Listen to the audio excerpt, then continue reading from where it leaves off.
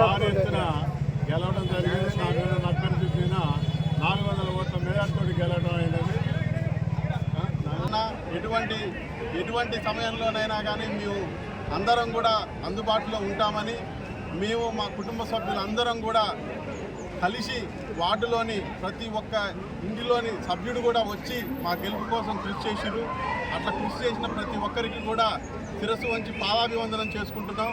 మా కుటుంబం ఎల్లవేళలా కూడా ఈ 18వ వార్డుకి రుణపడి ఉంటామని మాకు సహకరించిన ప్రతి ఒక్కరికి కూడా మరొకసారి కృతజ్ఞతలు తెలుపుకుంటూ నగర్లో ఉత్తమ్ కుమార్ రెడ్డి గారు సిపిఐ సిపిఎం బలపరిచిన కాంగ్రెస్ అభ్యర్థి జక్కుల మల్లయ్య గారిని 18వ వార్డు ప్రజలు అత్యంత భారీ మెజారిటీతోటి ఆహ్వానించినందుకు వారికి మా శిరస వచ్చి నమస్కారం చేస్తున్నానండి.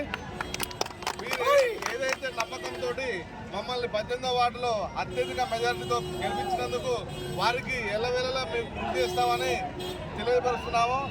ఈరోజు గెలిపించిన గెలుపు మా జీవితాంతం 18వ వార్డు ప్రజలకి 100% సేవ చేసుకునే తత్వం మాకు కల్పించినందుకు ఇంకా హ్యాపీగా ఫీల్ అవుతున్నాం.